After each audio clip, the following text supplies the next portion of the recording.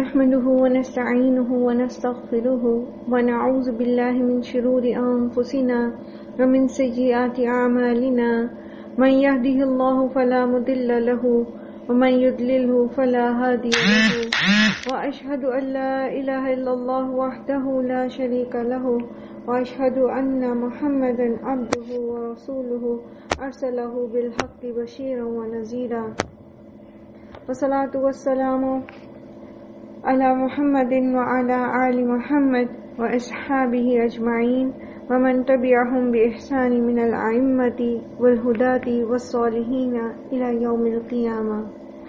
أما بعد فإن أصدق الحديث كتاب الله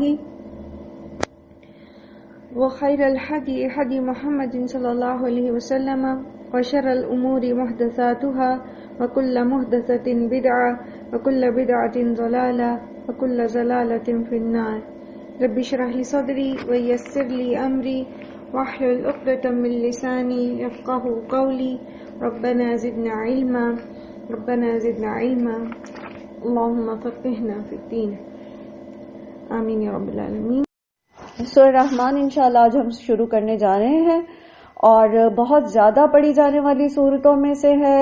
بہت زیادہ اس کو جو ہے وہ لوگ پڑھتے ہیں. بعض لوگ اس کو صبح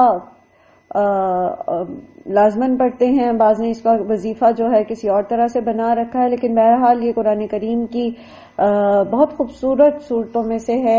پڑھنے کے معاملے میں اس کی جو قرأت ہے وہ بھی بہت خوبصورت ہے جب ہم اس کو سنتے ہیں. سورہ رحمان کا زمانہ نزول جو ہے اس کے اندر عام طور پر اس کو مکی صورت قرار دیا گیا ہے. بعض روایات جو عبداللہ بن عباس اور اکرمہ اور قتادہ سے ہیں تو وہ اس کو مدنی صورت کہتے ہیں. لیکن اس کا جو موضوع ہے وہ نسبتاً مدنی صورتوں کی بجائے مکی صورتوں سے زیادہ نسبت رکھتا ہے. اور پھر جیسا کہ اس کے اندر ذکر نبی صلی اللہ علیہ وآلہ وسلم کی کچھ احادیث سے ہمیں پتہ چلتا ہے کہ جیسے عبداللہ بن عمر سے روایت ہے کہ ایک مرتبہ نبی صلی اللہ علیہ وآلہ وسلم نے سورہ رحمان تلاوت فرمائی اور آپ کے سامنے یہ سورت پڑھی گئی.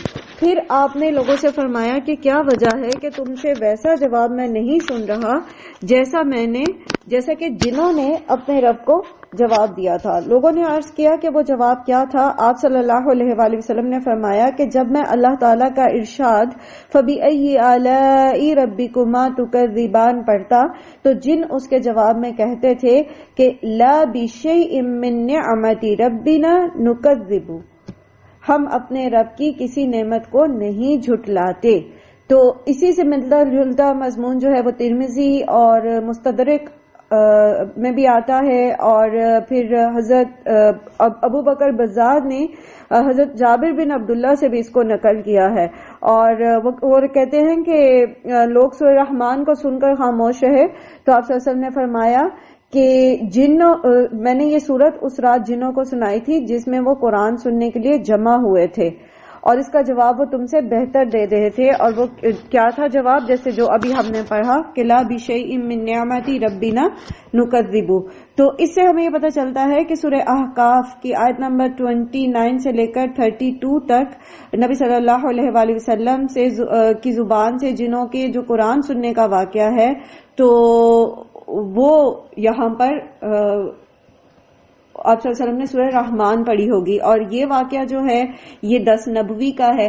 تو اس سے مفسرین ثابت کرتے ہیں کہ یہ سورہ جو ہے یہ مکی سورہ ہے. بہرحال اس کے مضامین جو ہیں اس سے ہمیں پتہ چلتا ہے کہ وہ مدنی کی بجائے مکی صورتوں سے زیادہ قریب ہے.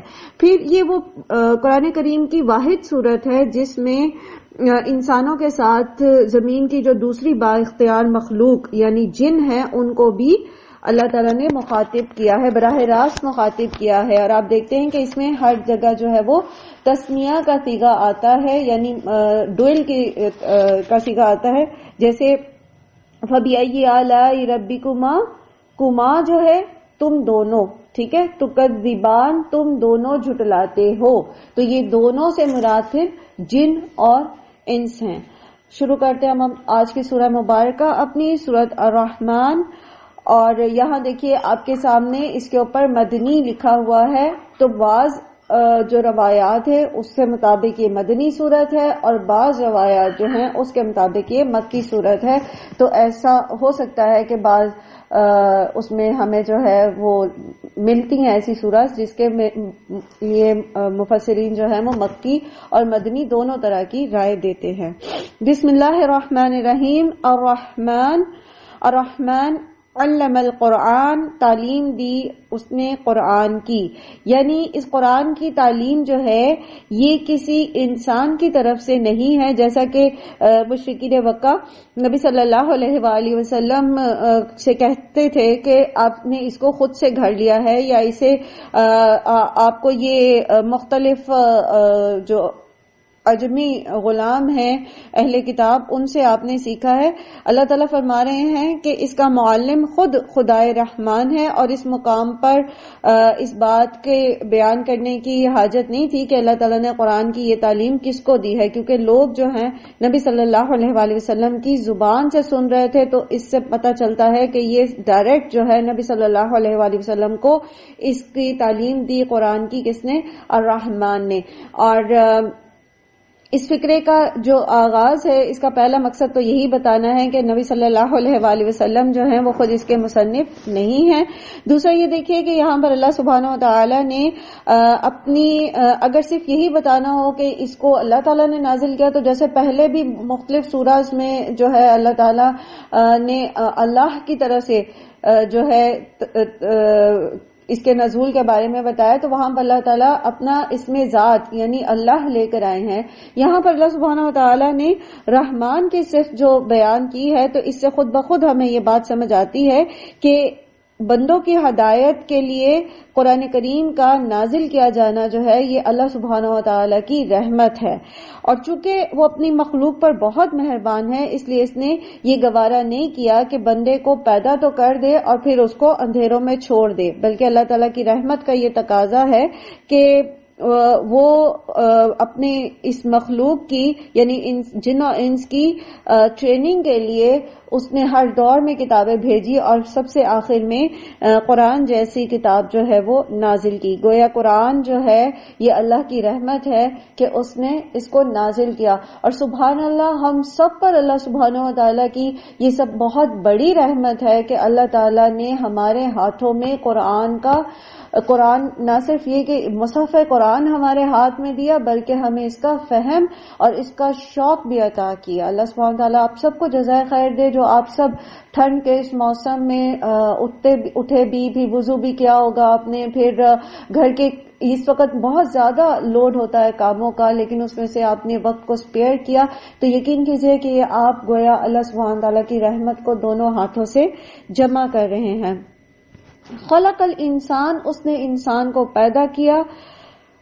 اب یہاں دیکھیے کہ اللہ سبحانہ تعالیٰ انسان کا خالق ہے، اور خالق ہی کی یہ ذمہ داری ہے کہ وہ مخلوق کی رہنمائی بھی کرے اور اسے وہ راستہ بتائے جس سے وہ اپنا مقصد جو اس کی تخلیق کا مقصد ہے اس کو وہ پورا بھی کر سکے. اس لیے اللہ تعالیٰ نے قرآن مجید کے تعلیم کا نازل ہونا جو ہے اس کی رحمت کا تقاضا جو ہے وہ قرار دیا. اور یہ کہ صرف اس کی رحمت کا تقاضا ہی نہیں بلکہ اس کے خالق ہونے کا بھی یہ لازمی اور فطری تقاضا ہے کہ اللہ تعالیٰ اپنی مخلوق کی رہنمائی کرے. قرآن کریم میں اللہ تعالیٰ نے اس چیز کو، اس موضوع کو مختلف جگہ پر بیان کیا ہے کہ کس طرح اس نے جو ہے وہ پوری کائنات کو پیدا کیا، اور کائنات کو پیدا کر کے ایسے چھوڑ نہیں دیا بلکہ اس کو وہ موضوع ترین ساخت دی جس سے وہ نظام فطرت میں اپنے حصے کا کام کرنے کے قابل ہو سکے اور اس کا انجام اس کو پراپرلی وہ کام کو کر سکے. حتیٰ کہ انسان کا ایک ایک جو سیل ہے، انسان نہیں کسی بھی چیز کا جو اس کی یونٹ ہے،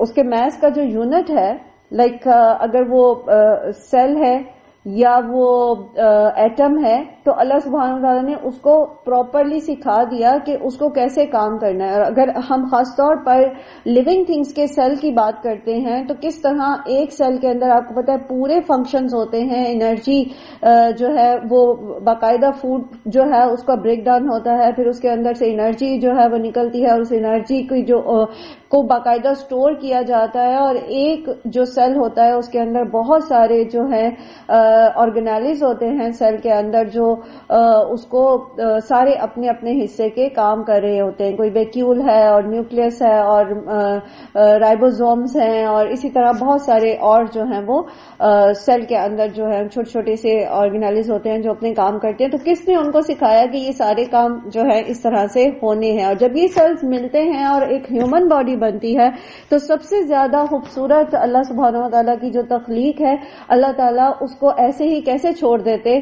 اللہ تعالیٰ نے پھر اس انسان کی رہنمائی اور اس کی تعلیم کا ذمہ جو ہے وہ خود لیا ہے. جیسے قرآن کریم میں اللہ سبحانہ وتعالیٰ سورہ لیل آیت نمبر 12 میں فرماتے ہیں انا علینا للہدی، کہ بے شک رہنمائی کی ذمہ داری ہماری ہی ہے.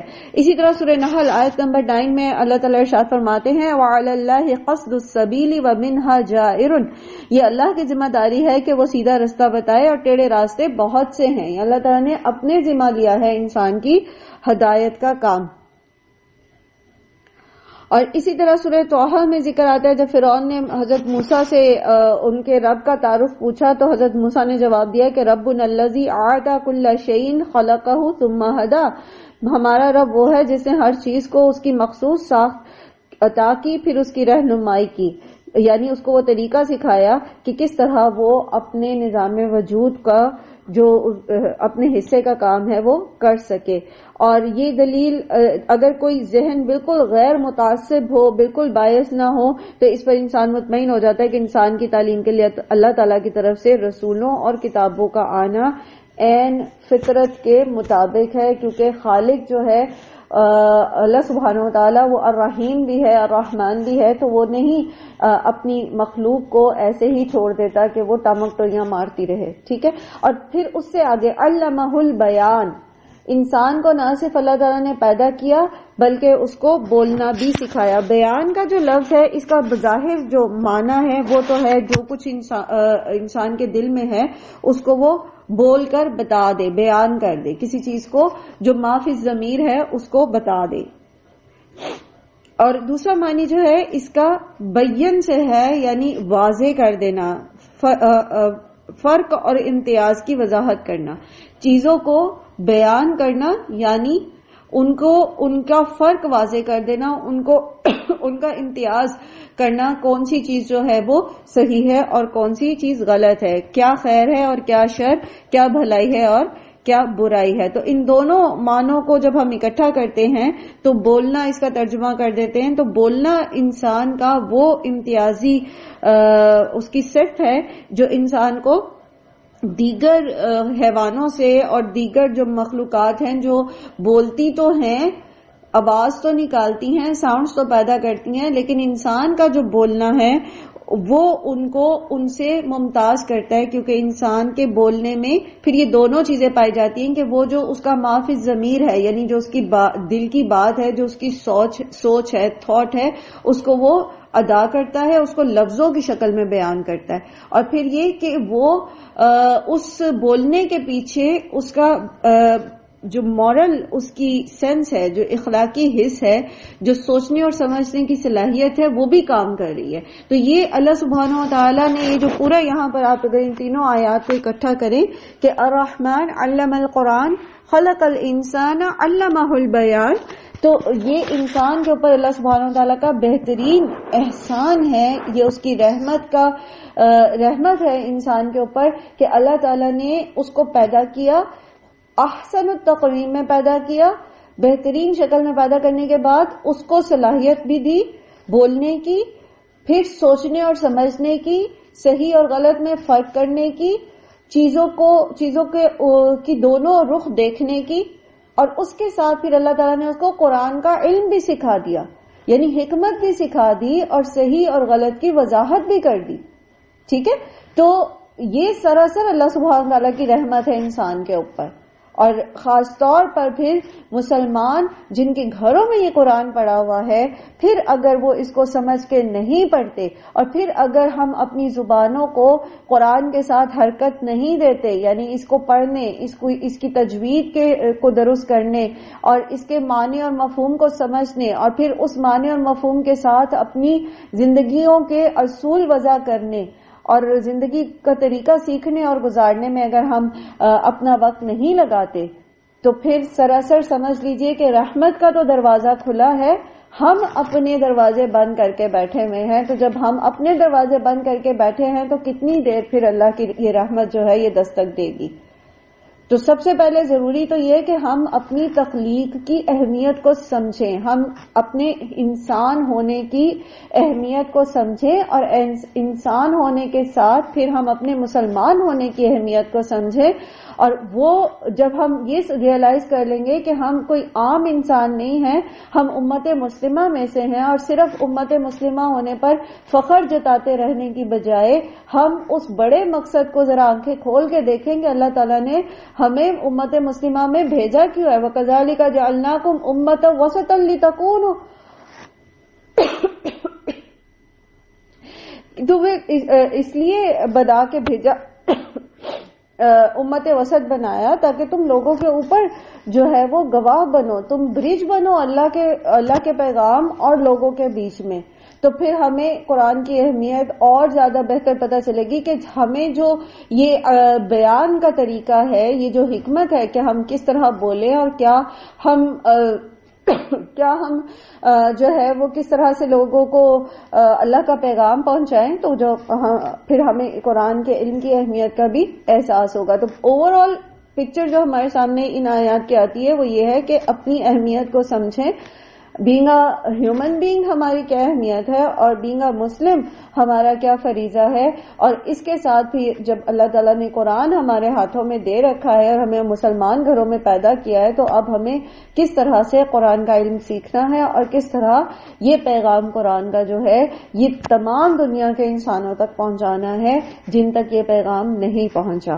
الشمس والقمر بحسبان، اور چاند اور سورج جو ہیں وہ ایک حساب کے پابند ہیں۔ یہاں سے اللہ سبحانہ تعالیٰ دوبارہ کائنات کی طرف جو ہے وہ ایک توجہ دلا رہے ہیں، دوبارہ ایک غور و فکر کی جو ہے وہ سیڑھی پہ چڑھا رہے ہیں آپ کو کہ سورج اور چاند جو ہیں وہ ایک حساب کے ساتھ ایک حساب کے پابند ہیں، یعنی یہ ایک زبردست قانون اور ایک اٹل ضابطہ ہے جس سے یہ عظیم الشان سیارے جو ہیں یہ اربوں سال سے اسی طرح سے چلتے چلے جا رہے ہیں اور اسی طرح اپنے اپنے مدار کے اندر جو ہے یہ ایک مسلسل ایک اصول اور ایک ضابطے کے ساتھ چل رہے ہیں۔ اچھا، ہمیشہ جب اس طرح کی آیات آتی ہیں، آگے بھی آئے گی انشاءاللہ اور پیچھے بھی ہم پڑھ کے آئے کہ سورج اور چاند، ستارے اور تمام پلانٹس جو ہیں یہ اتنے طویل زمانے سے جو پوری کائنات ایک اربوں سال سے چل رہی ہے اور بہترین طریقے سے چل رہی ہے، اور ہم دیکھتے ہیں کہ کس طرح زمین کے اوپر زندگی جو ہے وہ ایک نظام جو ہے وہ مسلسل چلتا چلا جا رہا ہے۔ تو اس میں جو سب سے بنیادی چیز ہے وہ ہے بیلنس، توازن، اور پھر یہ کہ اپنی ڈیوٹی کو فلفل کرنا اور اپنے مدار کے اندر رہنا۔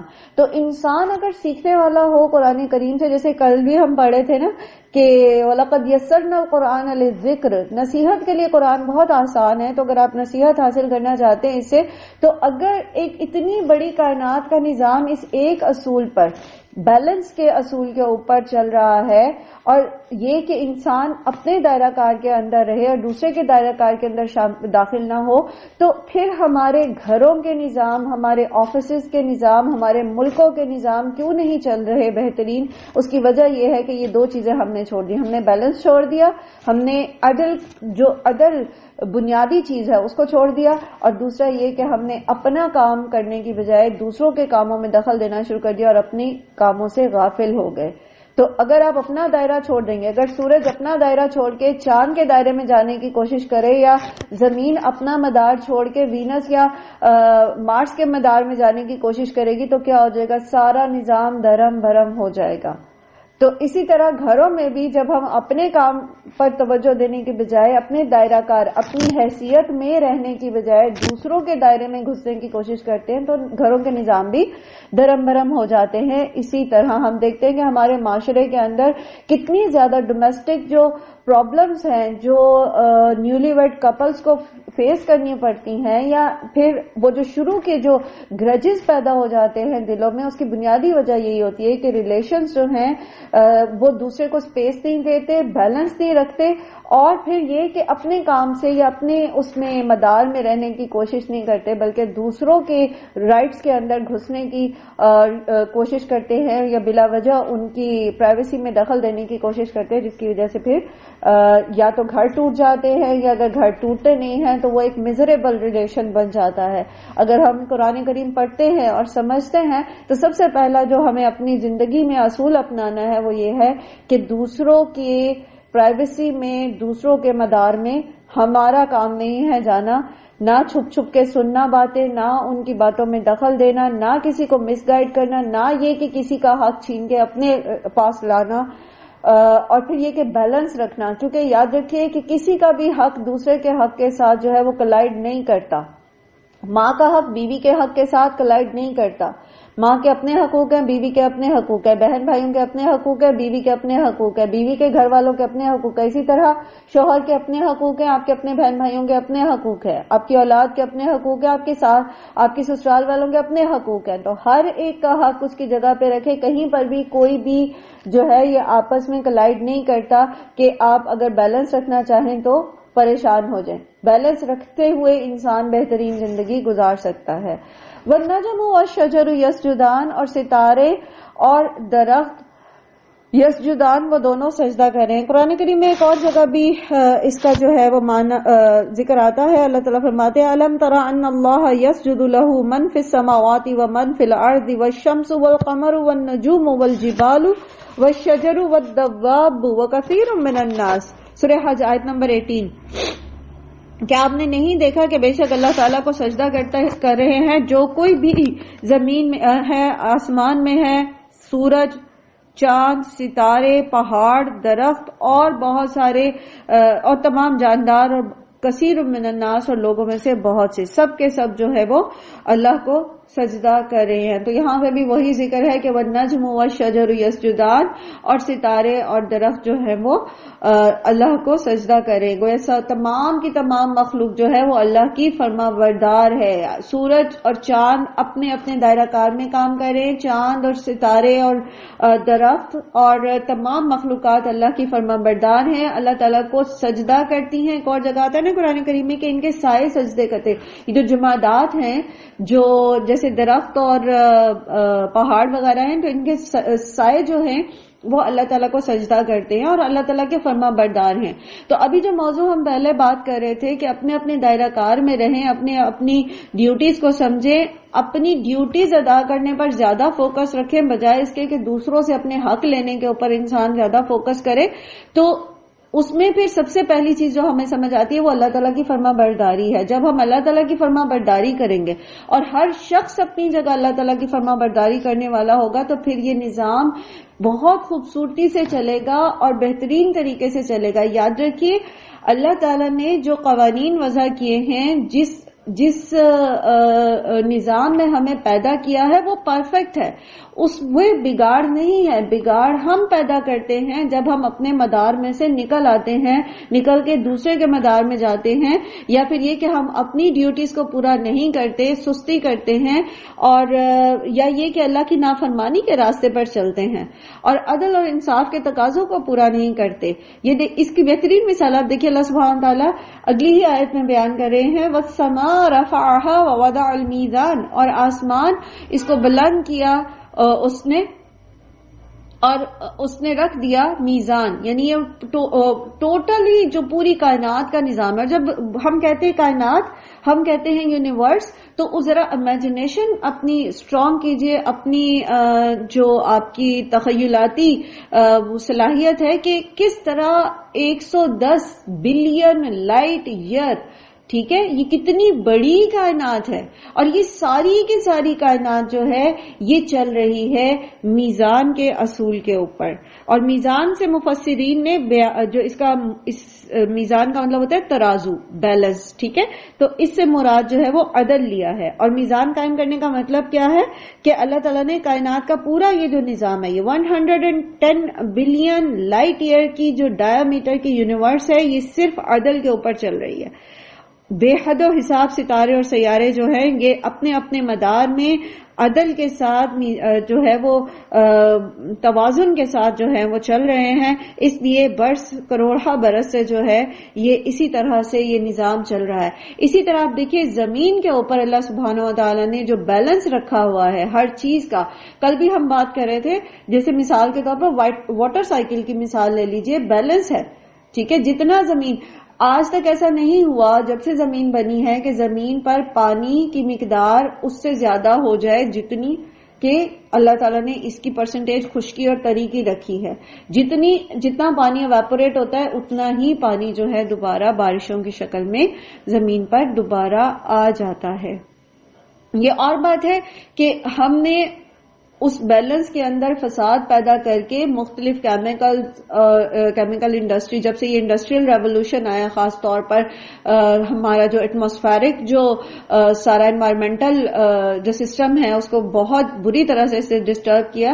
تو اس سے جو ہے وہ پرپورشن پہ تو فرق نہیں پڑا، لیکن یہ ہے کہ پھر وہ کچھ اس طرح سے بارشیں ہوتی ہیں، یا ہمارا اپنا نظام ایسا ہے. اگر ہم بینگ پاکستانی دیکھیں تو ہم چونکہ کھانے پر زیادہ بلیو رکھتے ہیں اور لگانے پہ کم بلیو رکھتے ہیں، تو پھر ہم نے چونکہ انتظام نہیں کر رکھے ڈیمز اور چیزیں. حالانکہ پتا ہے کہ اب یہ اسی طرح سے صورتحال آگے جو ہے جو گلوبل وارمنگ ہے اس میں اس طرح کی صورتحال پیش آ سکتی ہے، بار بار پیش آ سکتی ہے، لیکن ہم نے اس کا کوئی انتظام نہیں کر رکھا. اللہ تعالیٰ نے ہمیں بتا دیا کہ جب تک آپ عدل اور پر نہیں قائم رہیں گے، انصاف کے تقاضے پورے نہیں کریں گے، تو آپ کا سسٹم آف لائف جو ہے وہ ڈیفینیٹلی ڈسٹرب ہوگا. ادروائز وہ بہترین طریقے سے چلتا رہے گا. اللہ تطغوا فی المیزان، اور یہ کہ تم نہ زیادتی کرو میزان میں. وَأَقِیمُوا الْوَزْنَ بِالْقِسْطِ، اور قائم کرو وزن کو انصاف کے ساتھ. وَلَا تُخْسِرُوا الْمِیزَان، اور نہ تم کمی کرو تول میں. اگر تم یہ چاہتے ہو کہ تمہارا نظام ہے زندگی، چاہے وہ ایک گھر کا نظام ہو، یاد رکھیے، چاہے وہ آپ کی ایک کالونی کا نظام ہو، چاہے وہ آپ کے ملک کا نظام ہو، اور چاہے وہ بین الاقوامی نظام ہو، انٹرنیشنل، اس وقت تک یہ صحیح معنوں میں چل نہیں سکتا، صحیح معنوں میں یہ بیلنس رہ نہیں سکتا، حقیقی فائدے دے نہیں سکتا، خوشحالی دے نہیں سکتا، جب تک کہ یہاں پر انصاف اور عدل قائم نہیں ہوتا. آپ کے گھر کے اندر سکون ہو نہیں سکتا جب تک کہ آپ کے گھر کے بڑے عدل اور انصاف سے کام لینے والے نہ ہوں. آپ کے ملک میں سکون اور خوشحالی ہو نہیں سکتی، آپ ترقی کر نہیں سکتے جب تک کہ آپ کے حکمران اور جو بھی لوگ ہیں، جو بھی صاحب اقتدار لوگ ہیں، صرف حکمران نہیں، ہر وہ بندہ جو کسی کرسی پر بیٹھا ہے، وہ کوئی بیوروکریٹ ہے، وہ کوئی پولیٹیشین ہے، وہ کسی دفتر میں کسی کلرک کی کرسی پر بیٹھا ہے، وہ استاد ہے، وہ پڑھانے کی مسند پر بیٹھا ہے، وہ طالب علم ہے، وہ سیکھنے کے لیے کالج یا یونیورسٹی میں بیٹھا ہے. ہر کوئی جب تک یہ میزان قائم نہیں کرتا، عدل نہیں کرتا، جو اس کو ڈیوٹی دی گئی ہے اس میں انصاف نہیں کرتا، نظام کارہائے زندگی بہترین طریقے سے نہیں چل سکتا. اور یہ جو ہم آئے دن مصیبتیں آتی ہیں نا ہمارے سروں پر، کبھی جو ہے وہ قدرتی آفات آتی ہیں، اور کبھی جو ہے وہ کسی اور طریقے سے ہمارے سامنے کوئی کسی انسان کی شکل میں کوئی اور یہ بم بلاسٹ اور یہ اور وہ جتنے بھی مسائل ہمارے سامنے ہیں، جتنی بھی کرائسس ہم فیس کر رہے ہیں، اور پوری دنیا میں امت مسلمہ کا جو حال حشر بگڑا ہوا ہے، اس کی بنیادی وجہ یہی ہے کہ ہم نے جو انصاف کا تقاضا تھا اسی کو نہیں چلایا. وہ کسی کا قول ہے نا کہ قومیں جو حکومت ہے وہ کفر کے ساتھ تو چل سکتی ہے لیکن بے انصافی کے ساتھ نہیں چل سکتی. جہاں پر بے انصافی ہوگی، نا انصافی ہوگی اور جہاں پر عدل نہیں ہوگا، جہاں پر قانون نافذ نہیں ہوگا، وہاں وہ مملکتیں سروائیو نہیں کر سکتی. اور یاد رکھیے ہم میں سے ہر کوئی جو ہے وہ اپنی اپنی حیثیت میں جواب دہ ہے اللہ تعالیٰ کے سامنے. ہم میں سے ہر ایک جو ہے وہ راعی ہے. کلکم راعی، ہم میں سے ہر ایک راعی ہے، ہم میں سے ہر ایک کی کوئی نہ کوئی حیثیت ہے جس کے بارے میں ہمیں اللہ سبحانہ و تعالیٰ کے سامنے جواب دینا ہے. تو کیا ہم سب اس کے اندر انصاف کر سکے ہیں؟ کیا ہم اگر ہم پڑھ رہے ہیں یا پڑھا رہے ہیں یا سیکھ رہے ہیں یا سکھا رہے ہیں یا گھر کا ایک نظام چلا رہے ہیں، ہم جس بھی مسند پر ہیں تو کیا ہم اس میں انصاف کر رہے ہیں؟ اور پھر یہی بات آپ لے جائیے بڑے پیمانے پر، تو کیا ہمارے حکمران اور ہماری عدلیہ اور ہمارے بیوروکریٹس اور ہمارے ڈاکٹرز اور ہمارے انجینئرز اور ہمارے ایون اگر آپ نیچے کی طرف آتے جائیں تو سویپرز اور آپ کی گلی میں موجود جو دکاندار کے بیلنس ہے، ہر چیز، ہر ایک کا ترازو انصاف والا ہے؟ یہاں اس لیول تک قرآن آپ کو کانشیس کرتا ہے کہ کوئی بھی اگر چیز آپ تولے، ویل للمطففین، تو تباہی ہے، ہلاکت ہے کم تولنے والوں کے لیے. تو کم تولنے میں جو طف کا لفظ آتا ہے، مطففین کا جو روٹ ہے فا، تو طف کا مطلب ہوتا ہے ایسی کمی جو اگنوریبل ہو، جس کو کنسیڈریبلی بھی نہ کہا جا سکے، یعنی بالکل مائنیوٹ سی کمی، مائنیوٹ سی کچھ سینٹی میٹرز جو آپ کو نظر میں کپڑے میں آپ کو فرق ہی نہ پتا چلے، تولتے ہوئے چند ملی گرامز کی کمی. اس کمی پر اللہ تعالیٰ کہہ رہے ویل، ہلاکت ہے. اور ویل جو ہے جہنم کی ایک گھاٹی کا نام بھی ہے. اس لیول پر کمی سے بھی منع کیا گیا ہے. اور کہاں ہم اربوں خربوں کھا جاتے ہیں اور ہم پھر بھی کہتے ہیں کہ جی ہم بہت اچھے ہیں. بہرحال اللہ سبحانہ و تعالی ہم سب پر رحم کریں. اور یاد رکھیے حکمران عوام کے اعمال کے مطابق ہی سروں پر مسلط ہوتے ہیں. بینگ پاکستانی ہم سب بجائے اس کے کہ ہم یہ دیکھتے رہیں کہ فلاں نے اتنی کرپشن کی اور فلاں نے اتنی کرپشن کی، ہم یہ دیکھیں کہ ہم میں سے ہر کوئی اپنی اپنی ڈیوٹی پوری کر رہا ہے. اگر ہم اپنی ڈیوٹیز کو پوری کرنا شروع کر دیں گے ایمانداری سے تو اللہ سبحانہ و تعالیٰ سے پھر ہم یہ دعا مانگنے کے بھی قابل ہو جائیں گے کہ ہمارے سروں پر ایماندار حکمران بھیج. پھر ہم عمر بن خطاب جیسے حکمرانوں کے قابل ہوں گے. ورنہ امال تو ہمارے ایسے ہیں اور مانگتے ہم دعا کہ عمر بن خطاب جیسے حکمران آ جائے. آ تو گئے عمر بن خطاب جیسے اگر کوئی حکمران تو پتہ جائے گا لگ ہمیں جو ہم لوگوں کے حالات ہیں انڈیویجلی. آپ ہاسپٹل میں چلے جائیں، سویپر کھڑے ہو کر آپ کو وہاں پہ سگریٹ پیتے ہوئے نظر آئیں گے اور ہاسپٹل گندے. آپ پیشنٹس کو دیکھ لیجئے کہ ڈسٹ بن پاس پڑے ہوئے ہوتے ہیں لیکن وہ وہاں جا کر اس کو کچرے کو پھینکنا نہیں چاہتے. جہاں کھڑے ہیں ہم وہیں کچرا پھینکتے ہیں. آپ گاڑی میں بیٹھے ہیں، آپ کا بچہ چاکلیٹ کھاتا ہے، چپس کھاتا ہے، ونڈو کا شیشہ نیچے کرتا ہے اور باہر پھینک دیتا ہے. کس سے الاؤ کیا ہے یہ کہ آپ سڑکیں گندی کریں؟ کیا انصاف کا تقاضا یہ نہیں ہے کہ اگر آپ اپنا گھر صاف رکھتے ہیں، اگر آپ اپنی گاڑی صاف رکھتے ہیں تو پھر آپ اپنی سڑک بھی صاف رکھیں؟ لیکن اس لیول پر نہ تو ہماری تربیت ہوتی ہے، نہ تو پہلے کبھی ہوئی. ہاں کتابیں رٹوا بہت دیتے ہیں ہم بچوں کو، زبانی یاد بہت کرا دیتے ہیں اور پھر وہ 99% نمبر لے آتے ہیں اور ہم خوش بہت ہو جاتے ہیں. لیکن تربیت ندارت.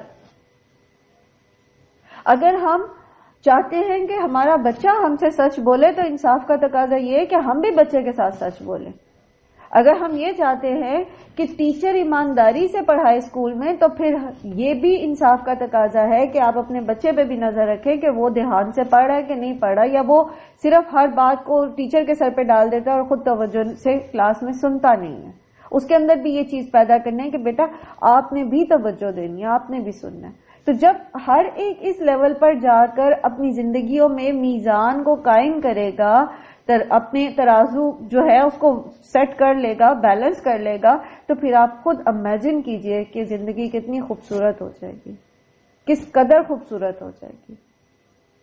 سبحان اللہ. آپ جنت آپ کو زمین پہ مل جائے گی. وہ یہ اصول اور یہ ضوابط آپ کو قرآن کریم جو ہے وہ پڑھا رہا ہے، سمجھا رہا ہے، دکھا رہا ہے. یہ علم القرآن یہی ہے نا کہ آپ کی زندگیاں سنور جائیں گی. اس میں ہمارا ہی تو ذکر ہے قرآن کے اندر.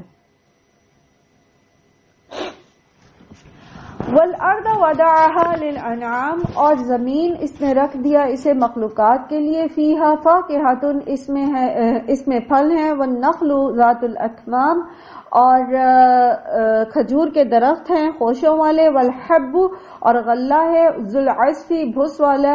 وَالرَّيْحَانُ، اور خوشبودار پھول ہیں. فَبِأَيِّ آلَاءِ رَبِّكُمَا تُكَذِّبَانِ، تو تم اپنے رب کی کون کون سی نعمتوں کو جھٹلاؤ گے. غور تو کریں زمین کے اندر اللہ تعالیٰ نے ہمارے سروائیول کے لیے کیا کچھ نہیں رکھا. زمین پر انسان کو بھیجنے سے پہلے، اس کو پیدا کرنے سے پہلے اللہ تعالیٰ نے ہر چیز اس کے لیے مسخر کر دی.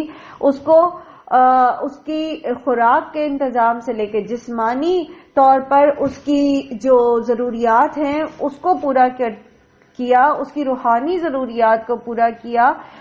زمین اور آسمان کو اس کے لیے تسخیر کر دیا، زمین کو اس کے لیے ذلول بنا دیا، آسمان جو ہے اس کو مضبوط چھت بنا دیا، سقف محفوظ بنا دیا. تو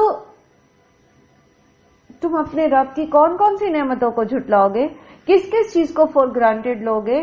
کیسے کیسے اپنے رب کا انکار کرو گے؟ کہاں کہاں اس کے ساتھ شریک ٹھہراؤ گے؟ اللہ کی کس کس نعمت کو غیر اللہ سے منسوب کرو گے؟ تم دیکھو تو صحیح، تمہیں دنیا میں بھیجا کس نے؟ تمہارا خالق کون ہے؟ تمہارے لیے یہ کھجور اور غلے اور جانوروں سے دودھ اور گوشت، یہ سارا انتظام کس نے کیا؟ یہ کون سے بت نے کیا تھا؟ یہ کون سے ستارے نے کیا تھا؟ یہ کون سے دیوی دیوتاؤں نے کیا تھا؟ ذرا غور تو کرو. جب تم مانتے ہو کہ خالق اللہ ہے، یہ سب اللہ نے پیدا کیا، تو پھر عبادت کا حقدار بھی تو صرف وہی ہے نا. یہاں پر خاص طور پر کہ تم اپنے رب کی کون کون سی نعمتوں کو جھٹلاؤ گے، اس کا معنی یہ بھی سمجھنا چاہیے ہمیں کہ جھٹلانے کا معنی کیا ہے. کفران نعمت. کفران نعمت کا مطلب کیا ہے؟ ناشکری کرنا. اللہ کی نعمتوں، کون کون سی نعمت کی تم ناشکری کرو گے؟ اور ناشکری بمانے اللہ کا انکار یا اللہ کے ساتھ شرک. تم کہاں کہاں اللہ تعالیٰ کے ساتھ شریک ٹھہراؤ گے؟ اپنی کون کون سی نعمتوں کو دوسروں کے حوالے سے دیکھو گے. فلاں اولاد دیتا ہے، فلاں بارش برساتا ہے، فلاں مشکل کشا ہے، فلاں جو ہے وہ کرم کرنے والا ہے، فلاں یہ ہے، فلاں وہ ہے. کیا ہو گیا ہے؟ کیا یہ ساری زمین جو مسخر کی یہ انہوں نے کیے تمہارے لیے؟ کس نے بتایا تمہیں کہ تمہیں اولاد جو ہے فلاں؟ اتنے ضعیف الاعتقادی ہے ہمارے یہاں پر. اللہ تعالیٰ رحم کرے. اور مجھے لگتا ہے کہ جو لوگ دین کو سمجھتے ہیں ان کا بہت بڑا قصور ہے اس میں کہ وہ ایسی جگہوں پر سمیت میرے کہ ہم وہاں پہنچتے نہیں اور وہاں جا کر لوگوں کو سکھاتے نہیں کہ آپ کر کیا رہے ہیں. مجھے کسی نے بتایا کہ یہاں کہیں پر کوئی درخت ہے جس کے نیچے جا کے عورتیں جھولی پھیلاتی ہیں اور دعائیں مانگتی ہیں، اور جس کی جھولی میں پتا کوئی گرتا ہے اس درخت کا تو وہ سمجھتی ہے کہ اس کو اولاد ہوگی، اور پھر اگر اس کو اللہ تعالیٰ اولاد دے دیتے تو پھر وہ وہاں پر کوئی چڑھاوے چڑھاتے ہیں. اللہ رحم کرے ہم پر. ہم کیا ہیں؟ ہم سجدہ تو نہیں کر رہے اس درخت کو، لیکن خدا بنائے بیٹھے ہیں، اور پھر بھی ہم کہتے ہیں ہم شرک نہیں کرتے. اور کیا ہوتا ہے شرک؟ ضروری تو نہیں کہ لٹرلی جا کے اس کے سامنے سجدہ کریں گے تو شرک ثابت ہوگا. جب دعا آپ وہاں پر مانگے، جب آپ اس کے گرتے ہوئے پتے سے جو ہے وہ سمجھ رہے ہیں کہ آپ کو اولاد مل جائے گی، تو پھر اور شرک کیا ہوتا ہے؟ فَبِأَيِّ آلَاءِ رَبِّكُمَا تُكَذِّبَانِ. وہ جو ناشتہ تم کر کے گھر سے نکلی ہو، جو روٹی کھا کے نکلی ہو، تمہیں کس نے دی ہے؟ وہ یہ جو جان تم لے کر جن پیروں کے اوپر چل کے گئی ہو، وہ تمہیں کس نے دی ہے؟ اسی طرح کسی نے بتایا، ایک اور جاننے والی نے، کہ وہ کوئی مزار ہے جس کے اوپر وہ بندر کا بچہ لے کے جاتے ہیں اور بندر کے بچے کو وہاں پر نذرانے کے طور پر دیتے ہیں وٹ ایور، اور پھر جو ہے وہ شفا ہوتی ہے. استغفر اللہ، جہالت کی انتہا. اور اس جہالت کے پیچھے بہت بڑا قصور ہے دیندار طبقے کا، کہ ہم جیسے لوگ وہاں میں پیغام پہنچانے کی کوشش کرتے ہیں جو لے لیتا ہے، جو بیٹھا ہے تیار آپ کی لیکچر کو سننے کے لیے، اور جہاں پر پیغام پہنچانے کی ضرورت ہے، جو لا الہ الا اللہ پڑھنے کے باوجود شرک کر رہے ہیں لوگ، وہاں تک ہماری جانے کی نہ ہمت ہوتی ہے نہ اوقات. اللہ سبحانہ تعالیٰ ہم سب پر رحم کرے. ایک خاتون ہے ہماری دوسری کلاس میں، تو ہری پور والی کسی گاؤں کی سائڈ پہ ہے، کیا مجاہدہ ہیں وہ عورت، ماشاءاللہ، اللہ تعالیٰ ان کو جزائے خیر دے. انہوں نے اپنے گاؤں میں سے بہت ساری شرک جو ہے وہ ختم کر دیا. حالانکہ وہ بہت زیادہ پڑھی لکھی نہیں ہے، قرآن ابھی وہ کورس کر رہی ہیں، پڑھ رہی ہیں، لیکن وہ اس ہمت کے ساتھ ماشاءاللہ وہ جاتی ہیں اور لوگوں کو بتاتی ہیں کہ یہ صحیح ہے اور یہ غلط ہے اور یہ نہ کرو اور وہ نہ کرو. اور سبحان اللہ وہ بتا رہی تھی کہ بہت ساری عورتوں کو چونکہ پتہ ہی نہیں تھا تو وہ یہ سب کر رہی تھی. اب جب انہیں پتہ چل گیا، اب جب یہ ان کو قرآن پڑھا رہی ہیں، سمجھا رہی ہیں، تو انہوں نے وہ چیزیں چھوڑ دی ہیں. تو صرف ہم بیٹھ کے دوسروں کے اوپر انگلیاں اٹھاتے رہیں گے جی فلاں شرک کر رہا ہے، فلاں شرک کر رہا ہے. ہمیں کوشش یہ کرنی چاہیے کہ ہم وہاں تک ایٹ لیسٹ پیغام پہنچائے تو صحیح، ہم پہنچے تو صحیح وہاں تک. اللہ تعالیٰ ہم سب کو توفیق دے. خلق الانسان من صلصال کالفخار، اس نے پیدا کیا انسان کو بجنے والی مٹی سے ٹھیکری کی طرح. وخلق الجان من مارج من نار، اور اس نے پیدا کیا جنوں کو شعلے سے آگ کے. فبأي آلاء ربكما تكذبان، تو تم اپنے رب کی کون کون سی نعمتوں کو جھٹلاؤ گے. یہاں پھر دوبارہ اللہ سبحانہ وتعالی نے جن اور انس کا ذکر کیا، انسانوں کو بتایا کہ تمہاری تخلیق اللہ تعالیٰ نے کہاں سے کی ہے، اوریجنلی تم کیا ہو، اور جنوں کو کہاں سے پیدا کیا، اور دونوں کا خالق اللہ ہے. تو پھر تم اپنے رب کی کون کون سی نعمتوں کو جھٹلاؤ گے، یعنی پھر کیسے تم جو ہے وہ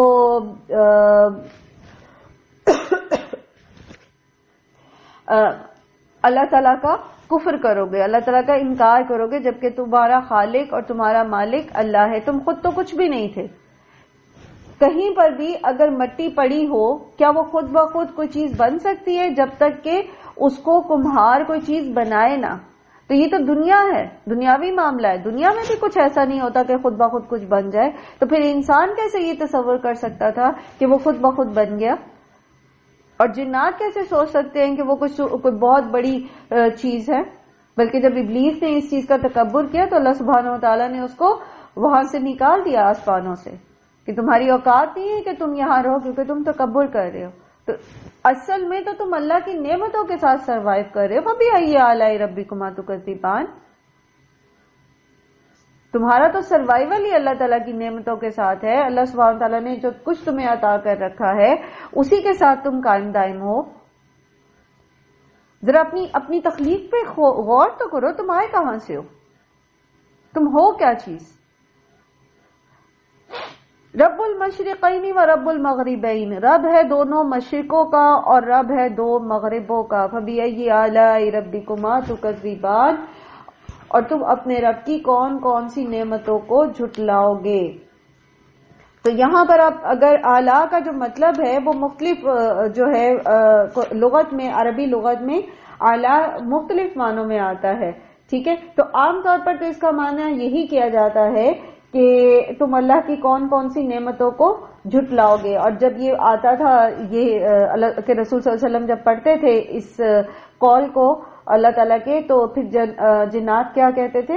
لا بشیء من نعمتک ربنا نکذب.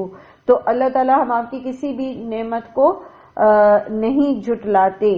تو آپ ہمیں بھی یہی پھر جو ہے وہ پڑھنا چاہیے. ٹھیک ہے، اس کے ساتھ ساتھ جو ہے آپ دیکھیے کہ اعلیٰ کا جو معنی ہے وہ عجائب اور قدرت کے طور پر بھی کیا جاتا ہے لغت میں. تو اگر ہم رب المشرقین اور رب المغربین کے بعد فبأي آلاء ربكما تكذبان کا مطلب یہ کریں کہ اللہ تعالیٰ کی کون کون سے عجائب قدرت کو جھٹلاؤ گے، تو پھر ہمیں اس آیت کا مطلب یہ سمجھ آتا ہے کہ اللہ تعالیٰ مشرق اور مغربین، مشرقین اور مغربین جو ہے ان کو رب کا مطلب کیا ہوتا ہے؟ خالق، مالک، مدبر. یعنی پوری دنیا، مشرق اور مغرب سے کو اگر آپ اکٹھا کرتے تو پوری کی پوری دنیا بن جاتی ہے نا. دو سرے جو ہیں، تو ان سب کا جو سسٹینر ہے وہ اللہ تعالیٰ ہے. اور اس کے اندر تم غور و فکر تو کرو، مشرق سے مغرب ذرا اپنی نگاہ دوڑانی تو شروع کرو، تو تم اللہ کے کون کون سے عجائبات کا، اس کی قدرت کاملہ کا انکار کرو گے. ذرا غور تو کرے کس طرح اللہ بھوک اور افلاس کو ختم کرتا ہے، کہاں کہاں کیسے کیسے اللہ تعالیٰ پانی کے چشمے نکالتا ہے، کہاں کہاں کیسے کیسے اللہ تعالیٰ پتھروں میں سے پودے نکال دیتا ہے، چٹانوں میں سے. تو غور تو کرو، مشرق سے مغرب کی طرف، مغرب سے مشرق کی طرف، مشرقین اور مغربین ہے نا، ایک طرف مشرق سے شروع کرو نا، مغرب تک نگاہ دوڑاؤ، اللہ کی قدرت اور اس کے عجائبات کے کرشمے دیکھنے شروع کرو، پھر واپس پلٹاؤ، پھر مغرب سے مشرق کی طرف لے کر آؤ، غور تو کرو. اور پھر مشرقین اور مغربین سے مراد یہ ہے کہ ہر زمین کے اوپر، ہر جگہ پر، ہر جو اس کے پولز ہیں وہاں پر آپ کے مشرق اور مغرب جو ہے وہ ڈیفرنٹ ہو جاتی ہے، تو اس لیے بھی اس کو مشرقین اور مغربین کہا گیا. تو انسان اگر غور کرے اللہ تعالیٰ کی کائنات میں تو وہ لازماً اپنے رب کو پہچان لیتا ہے، وہ لازماً اس ایک خالق کو پہچان لیتا ہے جس نے اس دنیا میں اس کو بھیجا ہے، اور بھیج کر پھر اس نے اس کو چھوڑ نہیں دیا بلکہ انبیاء بھیجے اور کتب نازل کی، اور سب سے آخر میں محمد صلی اللہ علیہ وآلہ وسلم کو بھیجا اور قرآن کریم کو نازل کیا.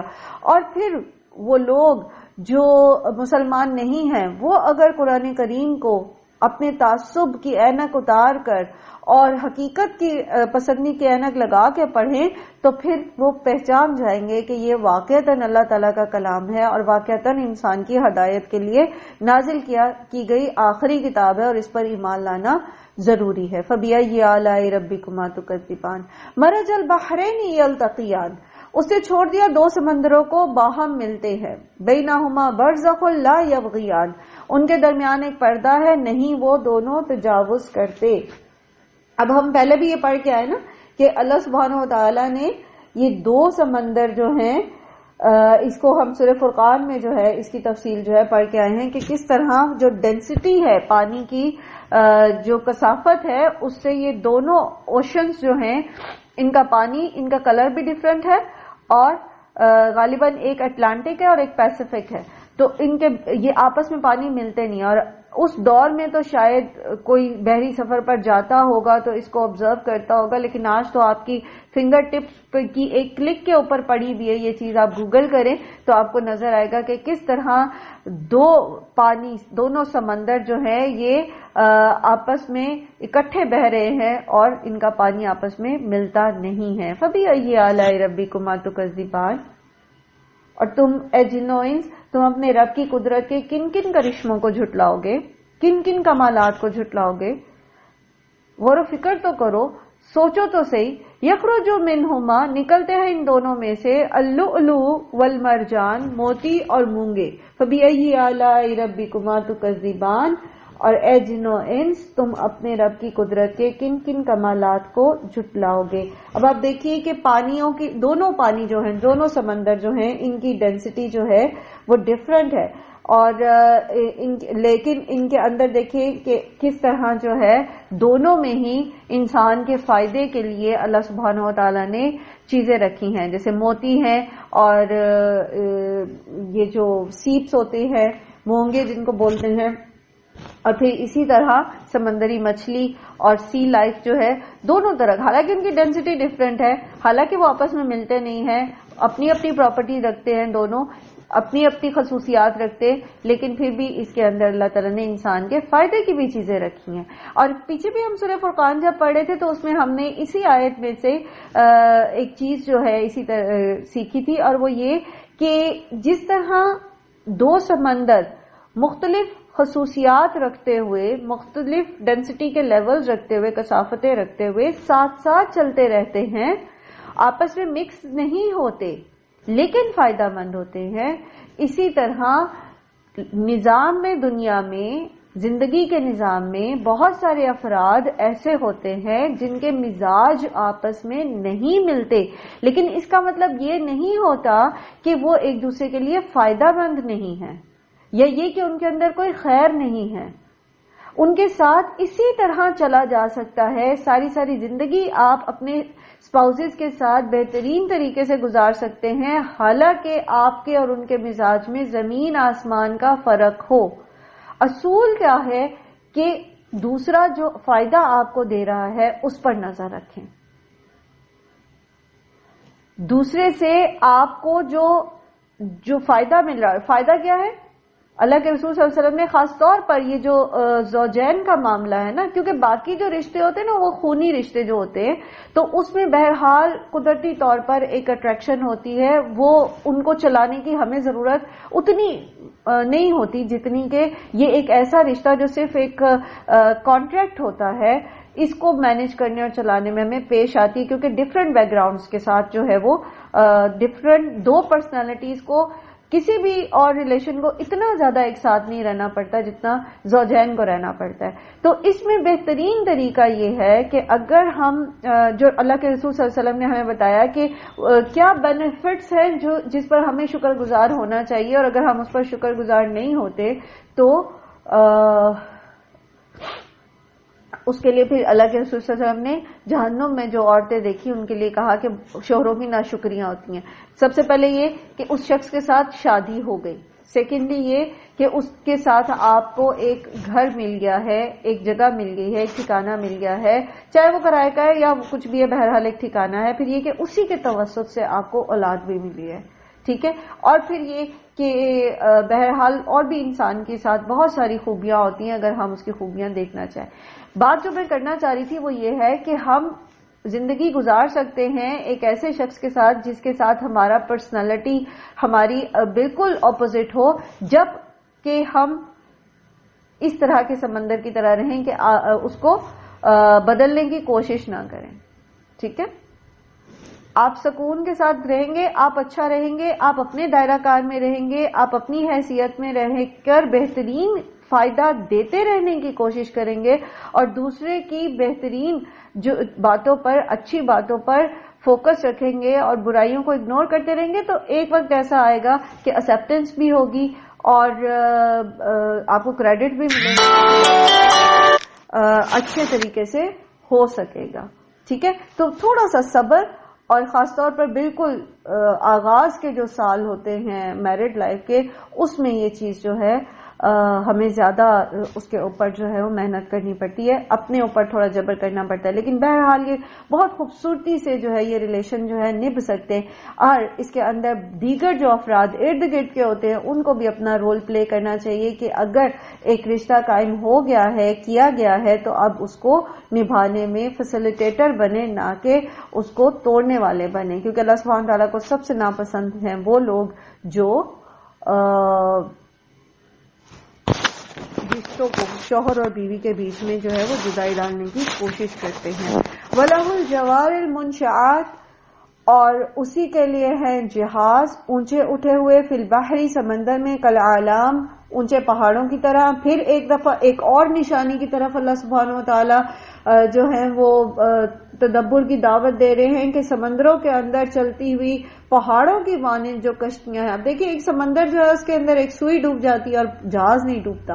ٹھیک ہے، اس کو بھی ہم پہلے بہت تفصیل سے پڑھ کے آئے کہ کس طرح اللہ سبحانہ تعالیٰ نے سمندر کو مسخر کیا ہوا ہے اور اس کے اندر پانی کے اندر باؤنسنگ فورس ہے، اور کس طرح اللہ تعالیٰ نے انسان کو یہ عقل دی ہے کہ وہ لکڑیوں کے تختوں کو اس طرح سے جوڑتا ہے کہ ان کا سرفیس ایریا اس طرح رکھتا ہے اور اس کے اندر ساری چیزیں کہ وہ کشتیاں جو ہیں وہ بڑے بڑے پہاڑوں کی طرح. اور اب آپ کو پتہ ہے کہ بحری جہاز جو ہے، آپ نے شاید تھوڑا سرچ کریں تو آپ اس چیز کو آپ کو پتہ چلے گا کہ پورے پورے شہر ہیں جو شپس جو ہیں جو ان کے اوپر ہوتے ہیں، اور ہوٹلز اور سکولز اور ہاسپٹلز اور یہ ساری چیزیں اس کے اندر ہوتی ہیں. اور یہ مطلب سمندر کے اوپر تیرتے ہوئے جاتے ہیں، لٹرلی بہت بڑے بڑے پہاڑ لگتے ہیں لیکن ڈوبتے نہیں ہیں اس کے اندر جب تک کہ اللہ کا عزت نہ ہو، چلتے چلے جاتے. تو یہ اللہ تعالیٰ کی بہت بڑی نشانی ہے، اللہ سبحانہ تعالیٰ کی کمال جو اس کی خلاق ہونے کی ہے اور اس کی جو ہے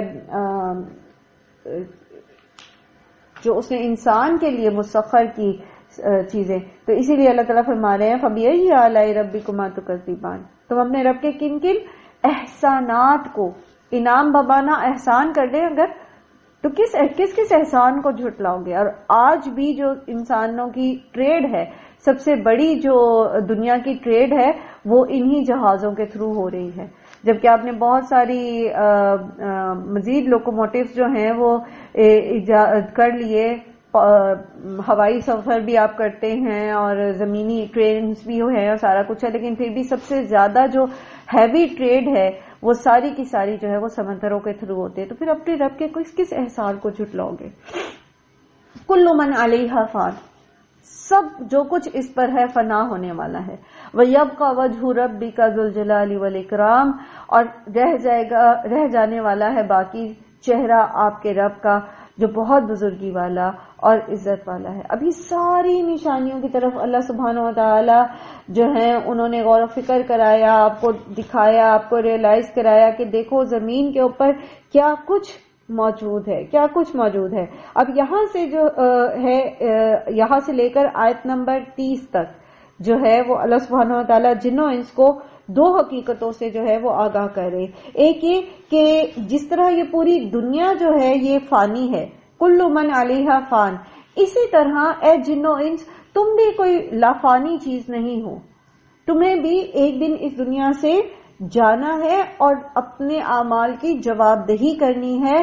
تم کیا کر کے آئے ہو؟ کیونکہ شروع میں دیکھیں کہ انسانوں کو اور جنات کو اللہ تعالیٰ نے ان کی حقیقت یاد کرائی کہ تمہارا خالق کون ہے، تمہارا مالک کون ہے، پھر یہ ساری زمین کے اوپر جو نعمتیں ہیں یہ تمہیں کس نے دی ہیں، اور ان کے ساتھ تمہاری زندگی کا مقصد کیا ہونا چاہیے، میزان کیسے قائم کی جائے گی، اللہ کے اور بندوں کے حقوق کیسے ادا کرنے ہیں، کس طرح تمہیں اپنی ڈیوٹیز کو پورا کرنا ہے. تو تمہیں ہمیشہ تو نہیں رہنا یہاں پر. زمین پر کیا ہوتا ہے، جس کے ہاتھ میں جتنا اقتدار ہوتا ہے، جتنا زیادہ اقتدار ہوتا ہے جس کے ہاتھ میں، وہ اپنے آپ کو خدا سمجھنے لگتا ہے اور وہ سمجھتا ہے کہ اس کو موت نہیں آنی. حالانکہ اپنے سامنے بہت سارے لوگوں کو مرتے دیکھتا ہے، لیکن دنیا کی ہوس اس کے اندر اتنی آ جاتی ہے کہ وہ سمجھتا ہے کہ گویا اس نے مرنا ہی نہیں. جیسے ابھی یہ روس نے ٹائٹینک کا حوالہ دیا، تو ٹائٹینک کے آنر نے کیا کہا تھا کہ یہ ایک ایسی میں نے جہاز بنایا ہے کہ اگر خدا بھی چاہے تو اس کو ڈبو نہیں سکتا، اور اپنے پہلے سفر میں ڈبو دیا اللہ تعالیٰ نے اس کو، پہلے سفر میں. تو کسی چیز کو بھی ہمیشہ نہیں رہنا، اور خاص طور پر ایک انسان ہونے کے ناطے ہمیں یہ ذہن نشین کر لینی چاہیے یہ بات کہ ہم اس دنیا میں ہمیشہ کے لیے نہیں آئے. جس بھی حیثیت میں ہم موجود ہیں، ہم اپنی حیثیت میں ایک امتحان دینے آئے ہیں، اور اس امتحان کے ساتھ ہمیں اس کا نتیجہ بھی ملنا ہے، اور اس نتیجے کے اوپر پھر جو ہماری حقیقی زندگی ہے، جو آخرت کی زندگی، جو ہمیشہ رہنے والی زندگی ہے، اس کا دار و مدار ہے. وَيَبْقَى وَجْهُ رَبِّكَ ذُو الْجَلَالِ وَالْإِكْرَامِ، اور تیرے بزرگی والے اور عزت اور اکرام والے رب نے ہی باقی رہنا ہے.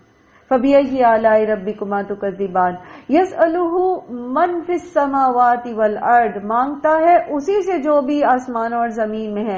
كُلَّ يَوْمٍ هُوَ فِي شَأْنٍ، ہر دن وہ ایک نئی شان میں ہے. فَبِأَيِّ آلَاءِ رَبِّكُمَا تُكَذِّبَانِ، تو یہ جو دوسری حقیقت یہاں پر اللہ تعالیٰ جن و انس کو بتا رہے ہیں وہ یہ ہے کہ تمہاری حیثیت جو ہے اس دنیا میں وہ مالک کی نہیں ہے بلکہ مملوک کی ہے.